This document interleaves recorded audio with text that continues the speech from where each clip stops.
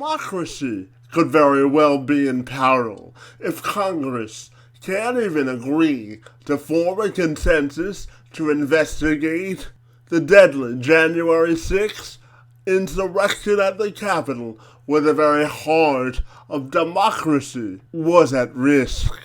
And by the way, what sort of example does the partisan fighting in Washington set for the next generation? For some answers, I turned to Sherman Tylawsky. He's the host of the podcast, Friends and Fellow Citizens, where he welcomes you in to the nation's capital to have lively debate and robust discussion about issues facing America and her allies, where you can apply the unifying principles of the first president anywhere, anytime. He also spent some time as a congressional intern, working on both sides of the aisle, so he's uniquely qualified to give a millennial's perspective on the state of American politics and whether democracy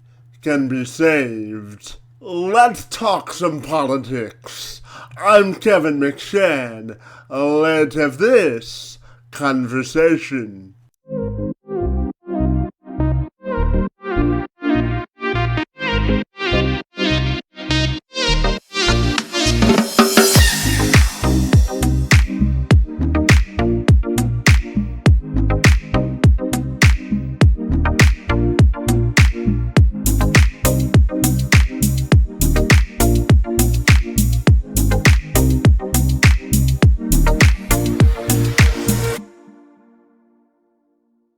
I'm excited to talk some politics with you. So, Sherman, if you're ready, I'll welcome you to the program. And I'm excited to talk to you today about the latest happenings in American politics. Good to see you this morning, and thanks for getting up early to see me this morning. It's most appreciated.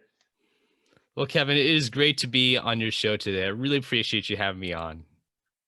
Absolutely. So, Sherman, I don't want to waste any time, and I want to dive right into today's discussion and ask you, when you look at the American political landscape, I think sometimes politicians forget that they were elected to serve the people and do the people's business. So my first question today for you, buddy, is why do you think American bipartisanship has become so hard to achieve in American politics?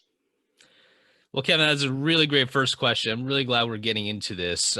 There's a few things I like to point out today. The first is that there is quite a bit of a lack of leadership in recent years in our major political parties. You know, in a political party, you have multiple wings. You have people who are going to be more right wing, more left wing. There's people who are maybe kind of more mainstream. Some are more centrist. Some even may have more left leanings if they're on the right wing side, and vice versa. But the real question is whether or not these leaders can get their parties to make compromises, to get together and to just find ways to get to know each other in person. You know, it sounds very simple. You know, we talk a lot about these political issues, but underneath all of this is the human interaction. And I feel that we've lost a lot of that over the last few decades with multiple different factors going on. So the leadership aspect is really about just the fact that there's a lot of leaders who are catering too much to one wing. And more specifically, I'm talking about the more right wing side and the more left wing side, who tend to be more vocal. They tend to be less likely to compromise, even though they technically, if you look at numbers, are in the minority, but just a sizable minority to be able to change votes, to influence leadership. Institutionally, I would say more broadly, it's not just the leaders, but it's just the fact that with the current schedule, with the way that people can travel back and forth nowadays, I feel there's a lot of people on both sides, both Democrats and Republicans, who can't even be able to really get to know each other very well. If you look at a standard congressional calendar, you're probably going to mingle with people for about 3 days, and that's not including the fact that you have party lunches and party conventions and hearings and meetings and all that sort. So I hope that there's more time for members of both sides of the aisle to get together and get to know each other. But the other thing also is really just on the classic example of the social media effect on politics. The rise of social media nowadays, people can post things without any kind of accountability, things that are vicious, that are divisive, and people get away with it. They can just make a fake account. There's now obviously bots and certainly foreign countries that are trying to meddle into this whole kind of social media world to try to shift the conversation one way or another. With the 24/7 news cycles, I would say that there is this sizable connection between social media and 24/7 news, where lawmakers, when they go on the House floor or the Senate floor, or they go to and do an interview, a lot of these are now becoming sound bites. Maybe some of these videos, unfortunately, are becoming clickbait. So we're trending to some very, very dangerous territory here, where we're seeing a lack of leadership. We're not seeing the ability for lawmakers on both sides to just get to know each other in person. It doesn't have to be about politics. It can be about anything. And the rise of social media and 24/7 news media is really making it more challenging for people to have robust conversations and to be able to talk things through and get to know each other, and hopefully be able to come up with something that can bring people together across the nation. Absolutely. And Sherman, I'm going to follow up by asking you this question about the January 6th commission. Well, obviously the Senate Republicans voted the measure down last week, and the bipartisan commission has been tabled for now.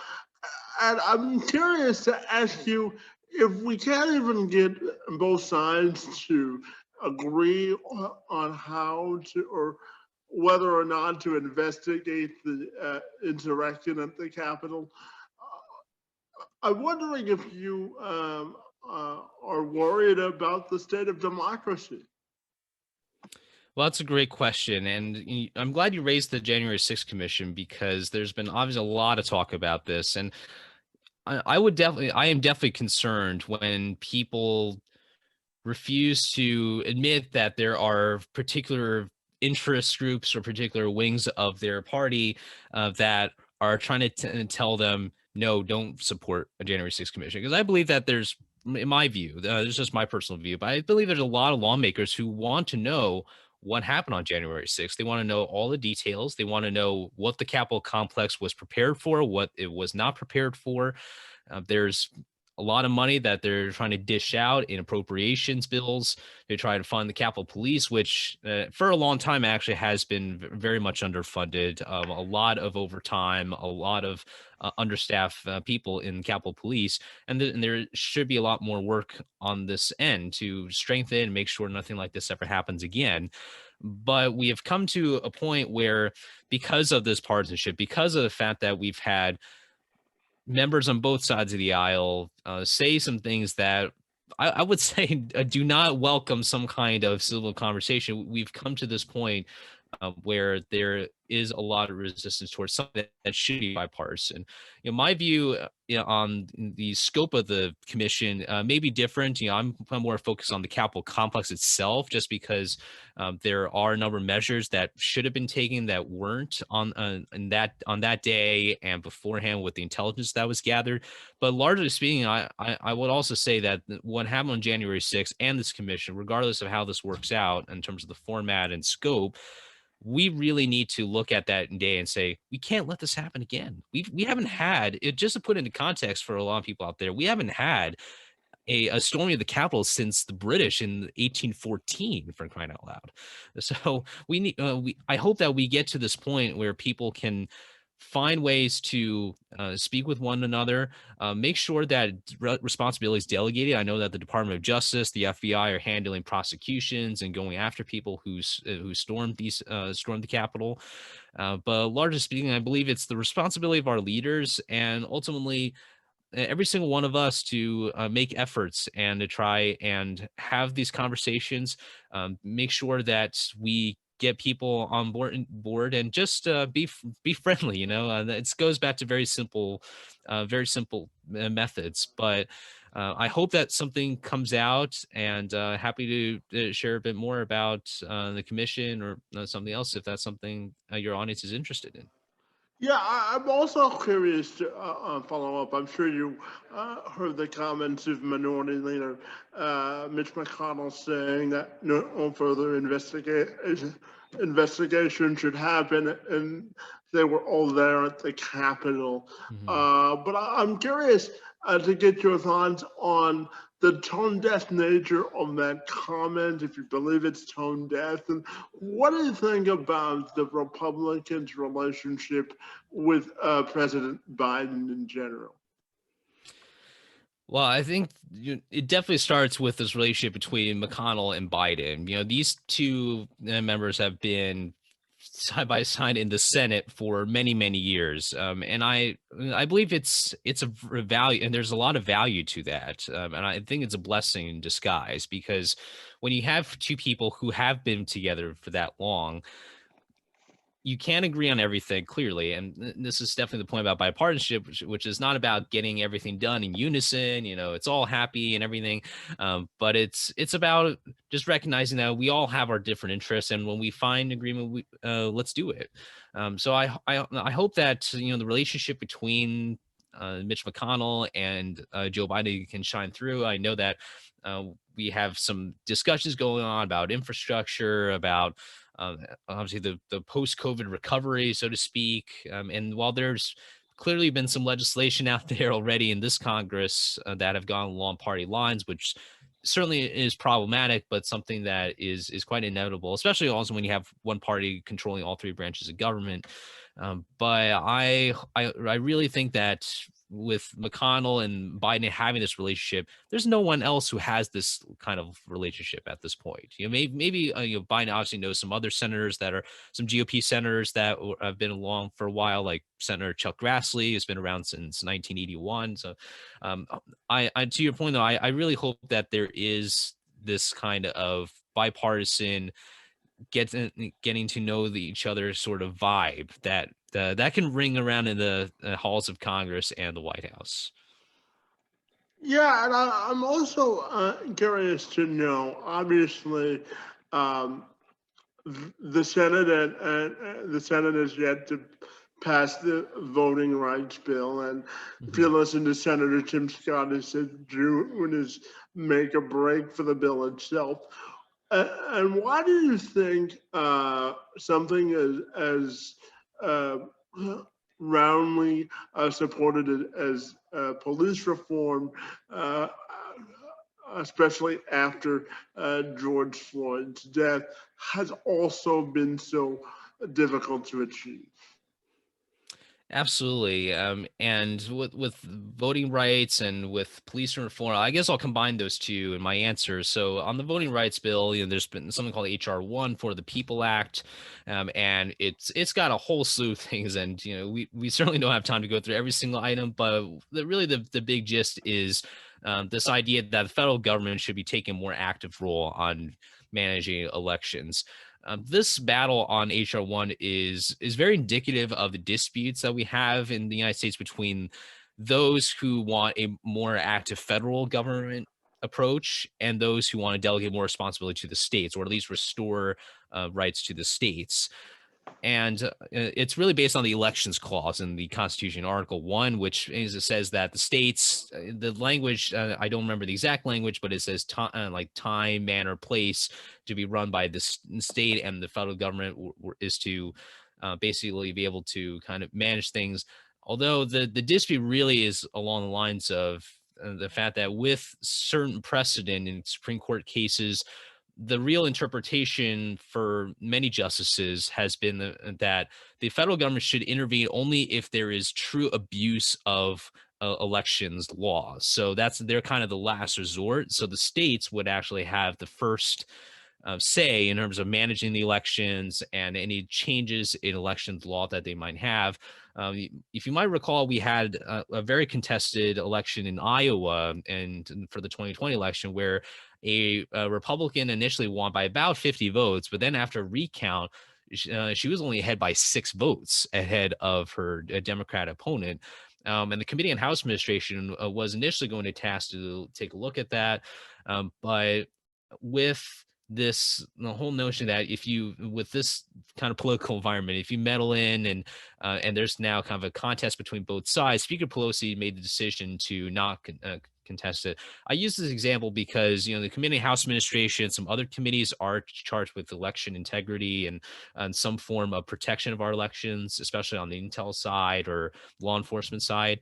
But it really what all shows is that it's a much larger battle on this idea of a federal government approach versus a state focused approach, and it's unfortunate that it has to come to the point where it has to be partisan, because I think there's arguments on both sides here.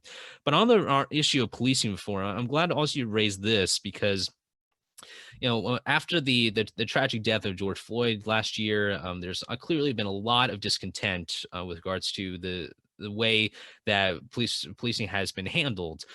One of the things that I try to point out is that with the recent rise in crime of major cities, it's definitely has become a bit more difficult, not as kind of easy for Democrat administrations to pursue police cuts and everything, which begs the question, why is it that we haven't had a conversation about reform? I believe things like being able to hold bad officers accountable for their actions, and that is widely bipartisan, but it gets lost so much in police reform that it became a very divisive issue last year, as you might recall, between those who wanted to cut the police and defund the police and those who wanted more support. And I believe that with the recent statistics and violent crime rising in major cities, we've already seen cities like New York, LA, and Philadelphia already either increasing their police budgets or reversing certain cuts. So it's going to be interesting to see how police reform happens. I think what's going to happen is many of these cuts are going to be reversed, or the police budgets are going to increase. But I believe the federal government, whether it's Department of Justice or Congress, maybe putting together some kind of resolution or some kind of bill putting out there that would essentially make some sort of standard saying, these kinds of police practices should not be taught. These are the kinds of ways that we will be more active going after police departments that have had abuse of law enforcement authority. So there's a number of things, but it definitely has become very difficult to manage from a federal level, whether it's elections or police reform or some other big issues that we're going to be talking about. And Sherman, I'm also curious to go back just for a second on the voting rights issue, because if you look across the landscape of American state politics, or certainly state legislatures who are actively trying to restrict voting rights, although they say that they're trying to eliminate fraud and trying to become a more transparent voting process. But if you look at some of the bills, they're obviously targeted towards African American communities and communities of color. So I'm curious to get your perspective on the voting rights restrictive bill measures going around the state legislatures.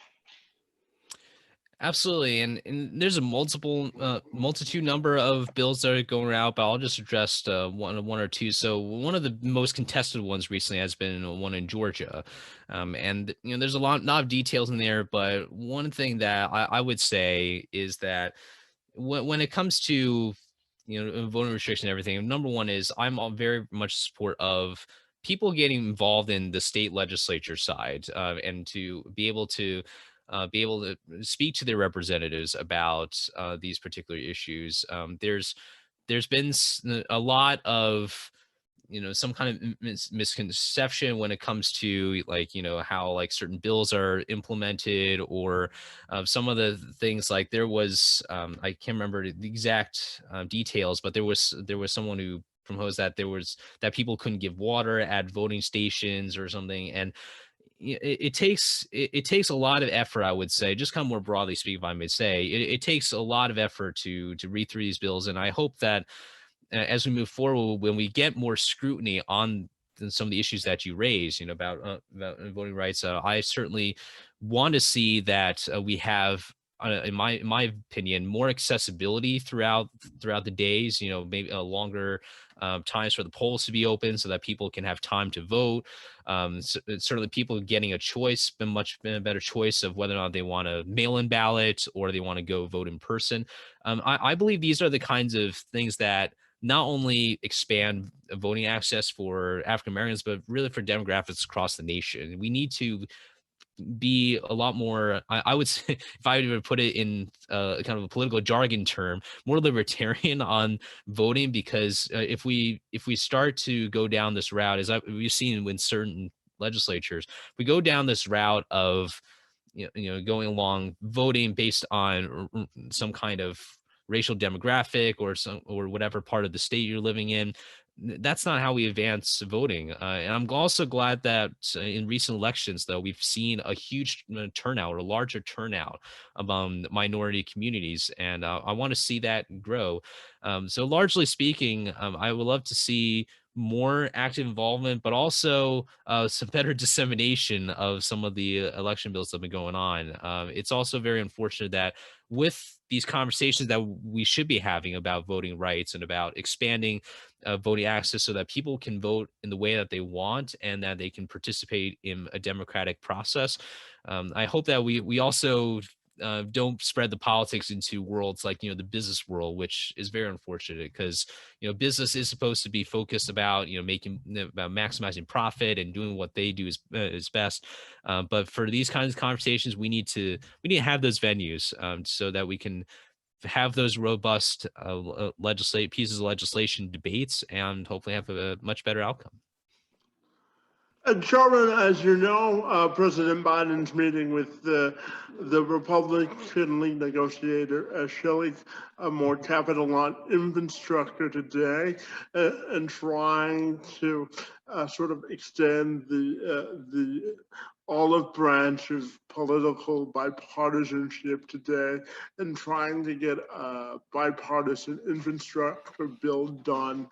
So my question is, do you think it'll get done? And do you worry about the filibuster as well as a way of trying to stall getting the people's business done? Yes, so the infrastructure talks have been quite interesting, and there have been kind of some ups and downs in the last several weeks. And it's hard for. I just want to point out one thing. It's definitely hard for whether it's the president or the Senate Majority Leader or anyone to put a deadline because everything is so fluid. As much as I wanted infrastructure to be done by Memorial Day, obviously wasn't the case. But to your question, though, I think it will pass on a bipartisan level. And the reason why I say that is because there's a number of senators that may not be generally viewed as bipartisan. Not saying that they don't engage in bipartisan talks, but they based on the difference based on their victory margins and their elections and everything, you might not perceive them as bipartisan. But I believe that there's a number of GOP senators that are interested in using this infrastructure bill as a part of their platform to say, the Republican Party is committed to not only growing infrastructure, but also going much larger in terms of 5G or broadband. Rural broadband is definitely an issue, especially with the demographics that vote for Republicans.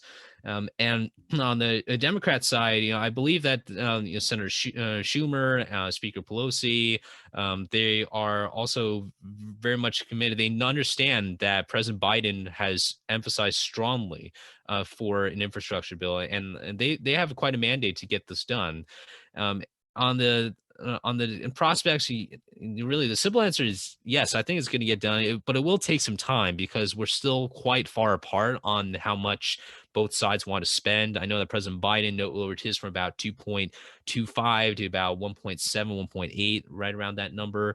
The Republicans, I think at one point they proposed something like 400 or 500 billion dollars, something along lines of that, to something closer to a trillion. So it's a negotiation path for both sides, but I think it will get done. I do believe senators like Shelley Moore Capito of West Virginia, who's speaking with President Biden pretty soon, Senator Pat Toomey, Mitt Romney, some of those other GOP senators, I think could be a lot more involved and have a much better chance of voting for the infrastructure bill. In terms of the filibuster, if I just make something real quick, the filibuster is incredibly interesting debate because it definitely gives a lot more leverage. We were talking about some of the wings of certain parties. It's got given a lot more leverage to two senators in particular, Kirsten Sinema of Arizona and Senator Joe Manchin of West Virginia.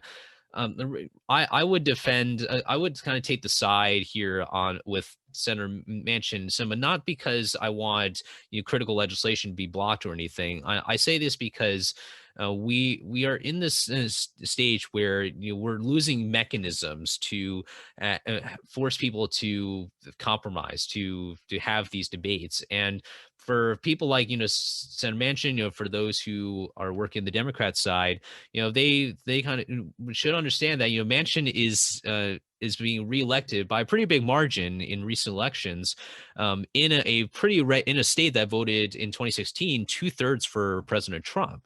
So he has a very, very tough way to go ahead, trying to not only be a Democrat and go along with the party, but also trying to work out and find ways to work with the Republicans on certain issues. And I hope all of this kind of coming together. I hope that the infrastructure bill will be a combination of interests. So both sides, in particular, really want to focus on things like technology, on research and development, on rural broadband, because we are in a competition war with China. China is becoming increasingly nefarious in terms of its dealings, and hopefully something like that. Enemies that are much larger beyond the halls of Congress can bring both sides together, and to be able to fund infrastructure for not just, I believe, not just for the few years, not just for this term or for the rest of the decade, but hopefully for many, many decades to come. And Sherman, when we look at the 2022 midterms, there's no secret that Kevin McCarthy wants to be Speaker of the House and Ms. McConnell wants to be Majority Leader again. So my question is a two-part one in terms of the 2022 elections. Do you think that the Republicans can take back either the House or the Senate? And do you think betting on the big lie of the election being stolen may ultimately come back to backfire on the Republicans as we move forward to 2022? Great questions. The first, kind of a bit of a two-part question. So for the House, I think the GOP has a real good chance of taking the House. Part of it is on historical precedent. Now, we can't base everything on history, but one of the very interesting things about American democracy is that the ability for a party to control all three branches is not only difficult, but it also doesn't last very long. We've seen that, and most recently, the last time we had Democrats controlling all three branches was after 2008. And in 2010, we had, as many people might recall, the GOP took back the House in a very, very dramatic fashion. So that's kind of just a recent example of that. And the margin also, the Democrat margin is really, really slim. We're talking just a handful, less than 10. It's kind of varying in numbers because of certain retirements and certain members now working for the Biden administration. But I believe they have a much better chance than maybe people think. And it's not, and it has to do with certain things like people maybe choosing to have more balance in government, which is very often the historical precedent, or some people are not content with certain policies that were kind of run through if they're viewed as too extreme. So I believe they'd have much better chance of taking in the House. The Senate side is going to be tougher though, and I say that because there's more GOP retirements in very, very competitive states like Ohio, North Carolina, Pennsylvania, maybe some others too. And with just this kind of election cycle, there's certain election cycles in the Senate, a third of the Senate up for re-election, where there's going to be more either incumbents or retirements for the GOP. So it's going to be a bit of a tougher road.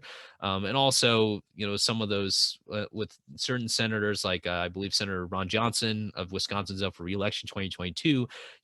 Even though he's in a very swing state, it's going to be interesting to see how he's going to cope with the fact that he's been very much on board with President Trump and that particular wing of the Republican Party.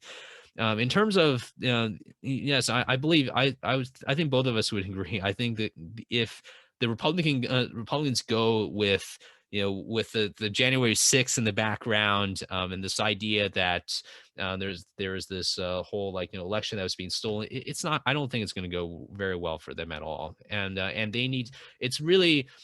It should be much larger. If I were in their shoes, right? If I were in their position, it should be much more broader of, do they want to go on the election integrity route, or are they supporting particular measures about elections and voting that they should add as a platform, rather than going at something that really was so unpopular even among a lot of Republicans. And January 6th, it just visually speaking, forget just the actions, the visually speaking, the Democrats can play that all the time. And when it comes to the GOP bringing up the 2020 election report, with that conspiracy of it being stolen, and it just would not go very well for the GOP. So if they do go about that route, we're going to see, perhaps see something like quite a bit of Democrat control for Congress for the next several years, perhaps.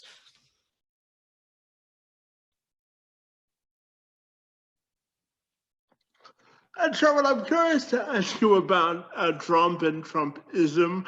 Obviously, President Trump is headed back on the campaign trail this weekend, heading to North Carolina.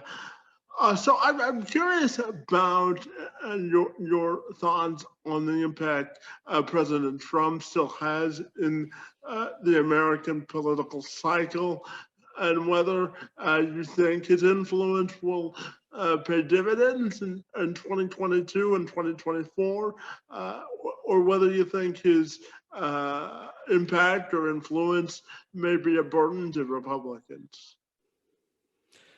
Really, really interesting question, and I'm really glad you asked that. So I would say there's a few things. Number one is, 2015, 2016, there was a lot of discontent, as we might recall. There was a lot of discontent on both sides. There was obviously also Bernie Sanders on the Democrat side, and of course there was Trump on the Republican side.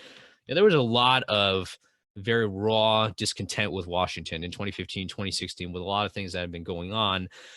And Trump obviously whatever you think of him, and all my answers, it doesn't matter whether people like him or hate him, or whatever they think about the Republican Party or Democrat Party.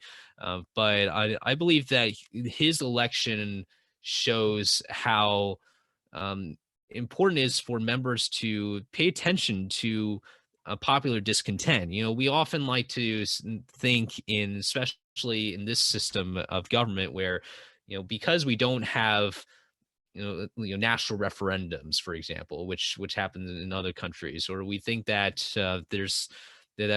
people might not be paid attention too much to what's happened. Well, that's changed a lot, especially with Trump and his media brand. I remember it's not that long ago, but I remember when it seemed like every single day, it feels like just a tsunami of news coming in every single day. And all that media consumption, all that was really trying to weather down some of the things that people were trying to try to discuss in a civil manner, but just couldn't. So he represents, yes, the discontent amongst people when Washington doesn't particularly like to communicate very well with their districts or with their constituents. But I also believe, and largely speaking, and I say this in a bipartisan manner, I also believe that with a place like Washington, change happens very slowly. So it's not like running a business where you can make an executive change and something like that happens right away. And I think President Trump learned that to some degree. Maybe not all the lessons, perhaps. But I did think you learned a lot about Washington. I also think in Washington, especially some of the people who've been there for a while, I also think that they've realized, what, you can have a disruptor, but you can't have someone maybe for that long. You need someone to shake things up for a little bit, but then get back to some kind of normality where you're like, okay, we have new mandates now. One of the things I particularly, and I also believe this is very bipartisan too. One big accomplishment that I think has been hidden throughout a lot of discourse now is the fact that we are now a lot more uh, active and tougher on China. We have not seen this kind of active approach. And a lot of people, I remember a lot of people saying that it just couldn't be done. You know, there's no way to be able to take on China as much as we can. But we've seen bipartisan legislation on Taiwan, on this recent bill that hasn't been voted on in the Senate, but it will come pretty soon. So that's something that Senator Schumer has been working on, which is about growing the United States presence in terms of technology and research and development to compete against China, make sure that China does not become the world leader in technology. These are the things that I think are really beneficial. It's going to be beneficial for both parties, I would say, to all kinds of demographics. And something like this really has to be more on the front stage. That way we can focus more on the issues and rather than just kind of focusing on the partisan bickering that's been happening a lot. So there's a multitude of answers, but I think those are the top ones that I could think of when it comes to the effects of President Trump on politics of Washington and across the nation.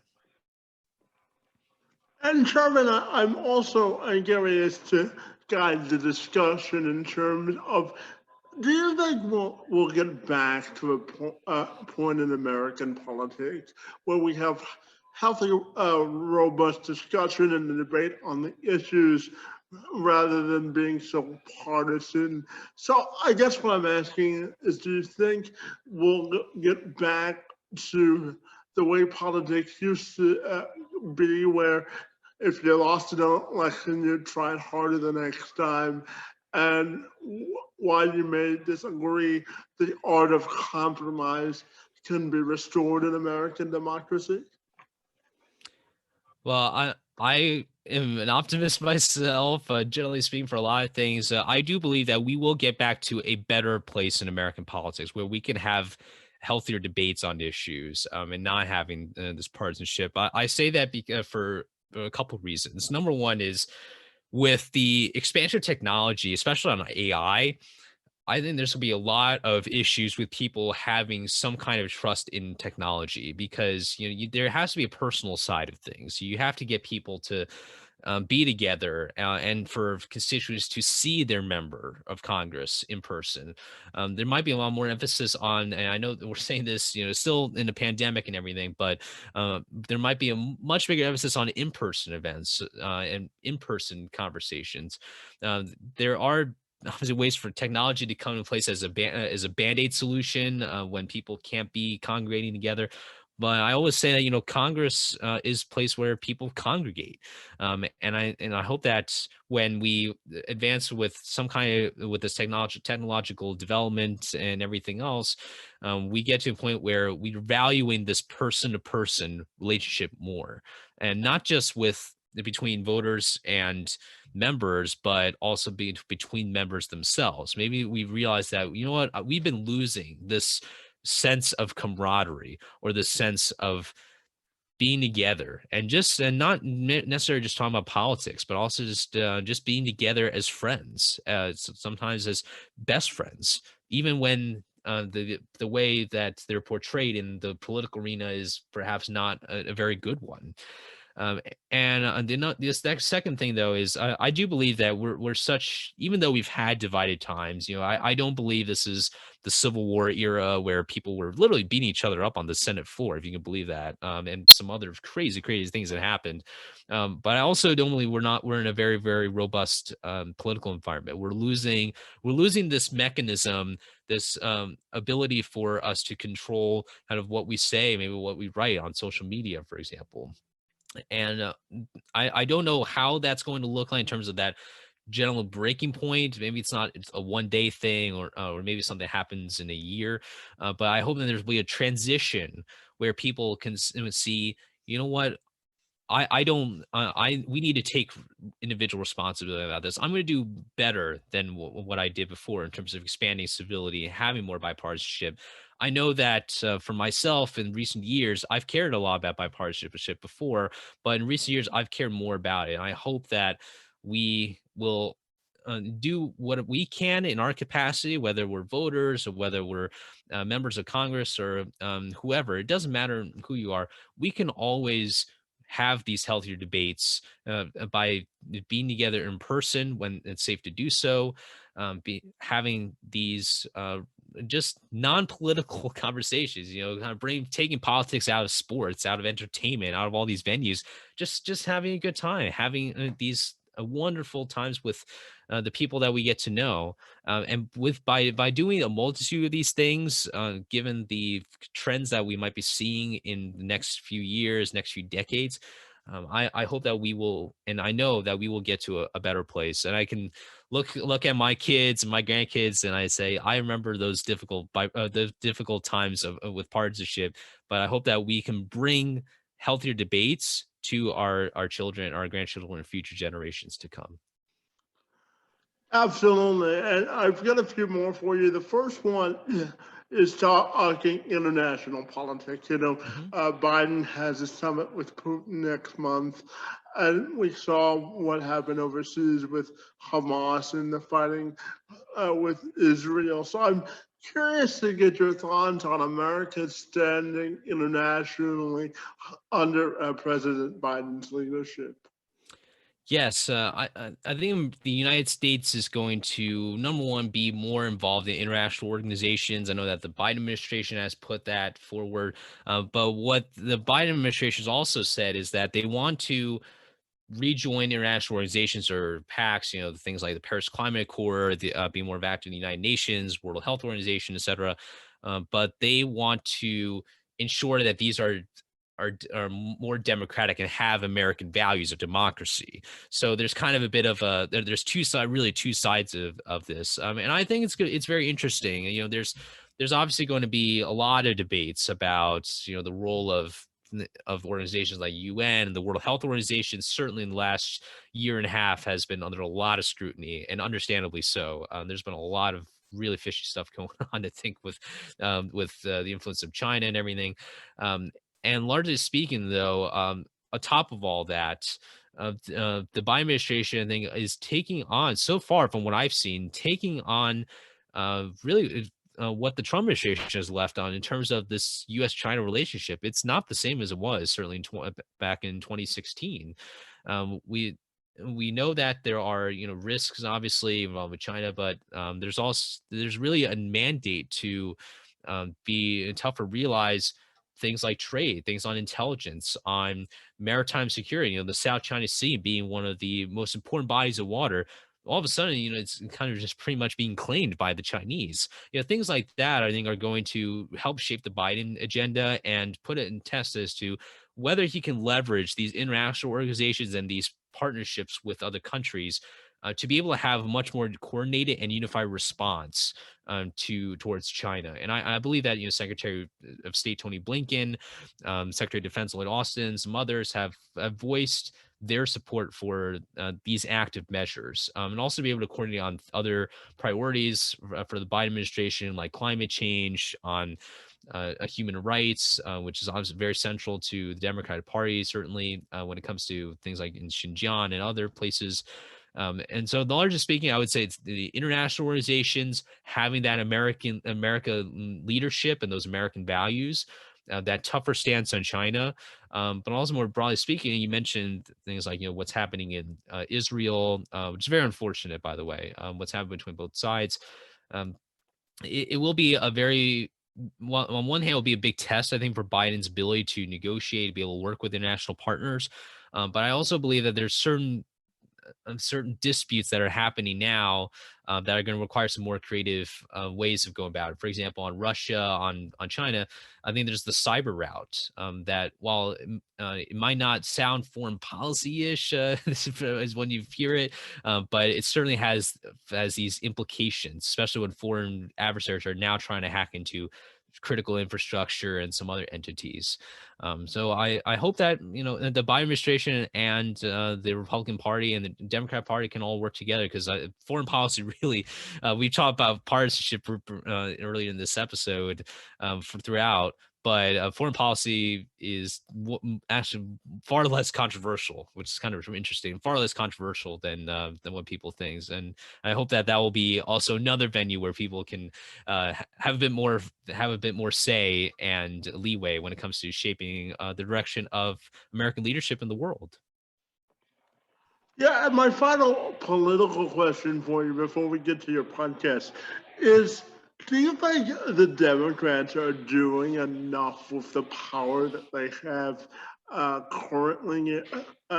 As you know, the legislative calendar does move slow, but in an election year, or the lead up to an election year, it moves pretty fast. And certainly with the Democrats and their slim majority in both chambers of Congress, do you think they're moving fast enough to get their agenda passed? And do you think they should seriously consider eliminating the filibuster specifically to get things done like voting rights and the like? Yes, so there's, I would say it's kind of a three-part question. So first is, it really depends on the branch of government that we're talking about. I think from the White House perspective, I think given the popular the support, generally speaking, I've seen so far for President Biden's policies and some other measures, I think the White House is doing what it can to advance the policies. I've seen that, generally speaking, the response really has to come from all wings of the Democrat side. And largely speaking, with certain exceptions, I think both, the very progressive wings and the more centrist or center left kind of wings, I think generally I've been on board. It's pretty remarkable. I think it's quite remarkable. Whatever you think of Speaker Pelosi, you have to owe her the fact that with such a slim majority, they're able to still get a number of bills passed, even though they know that there's certain Democrat members who are supposed to be are more moderate, and they've also been obviously able to get some kind of Republican support from Republicans who are also more moderate themselves. And on the House side, it's because of the number, because of the way it's structured, it's easier to get things done in the House. So if I were to talk briefly about the House, I would say that they are doing enough, because Pelosi, generally speaking, has been able to handle that progressive wing side of the Democrat Party pretty well. In fact, I think AOC, Alexandria Ocasio-Cortez, she praised the Biden administration, I think, for what it's done. But she probably would also say maybe that with Speaker Pelosi, generally speaking, it's been a bit of a success for the Democratic Party. And then for the Senate side, though, it's obviously a lot tougher, right? But I believe on that side, it's in. If I were a Democrat, if I were on the Democrat side, I would say things are definitely a lot slower and not going the pace where it should be, in part because we do have a 50-50 Senate. So, obviously the vice president's had to break some ties in. On the filibuster, though, I think going back to my earlier point, though, is it's the fact that with people like Manchin and Sinema being in Arizona, where used to be a Republican, but has trended a lot more centrist or a little bit more blue in recent years. There definitely still needs to be recognition, I would say, amongst Democrat members, knowing that, there are members who are elected by huge margins, but, what about those who are voted in by just a handful of percentage points? And with someone like Manchin, you can't have a lot. You can't have almost any of these other Democrats in West Virginia except Joe Manchin. And so the filibuster not only, I think, is a Senate tool to foster debate and compromise, but also politically speaking, it's number one, very valuable for someone like Manchin and Sinema, because they get a lot of attention, media attention, not to mention donations and lobby money and so forth. But also, it gives some kind of prospect, or at least perception, perhaps, from people that the Democratic Party does have moderate wings, that despite some of the things that we see on TV and on social media, they are able to reach to a demographic that prefers a more centrist person. That's kind of those three parties. But I think broadly speaking, if I were to put a broad answer, I'd say the Democrats are generally ticking the boxes when it comes to the policies that they want to advance. Certain things definitely are going to take a lot more time. But given the math, given what they've had to deal with some of the numbers, again, a 50-50 Senate, which we haven't seen since about 2000, I believe, 2000, 2001, given some of those really, really small numbers that they're handling, I would say that they are proceeding pretty well with their policies, the policies that they've tried to implement throughout their campaigns. And Sherman, just very quickly, finally, tell me about your podcast, friends and fellow citizens, and how people can get in touch with you if they're so inclined to do that. Absolutely. So, Friends of Fellow Citizens is a podcast about civil conversations about current issues, but connecting those with the principles of the founding fathers. I've felt that there was a bit of a disconnect between American history, which itself can be a bit of a niche subject, perceived perhaps for those who just love history. And I wanted to connect some of those values, even though obviously the times are very different and that we didn't have, for example, voting rights. So we were talking earlier about voting rights, even though voting rights did not apply to a huge swath of people at that time. But those principles, I think, transcend time. And my podcast, we talk about all kinds of current events, but also delve into bits of some interesting history. And I share a little bit about the founders, but also about some very, very interesting people throughout American history that have contributed to the principles of patriotism, faith, national unity, education, fiscal responsibility, and civility. You can listen to my podcast, Friends and Fellow Citizens, on any of the major podcast apps. You also visit my website at www.sherman, so ShermanTylawsky.com. So www.shermantylawsky.com. And you can find out more information about the podcast and about some of the things I'm doing as well.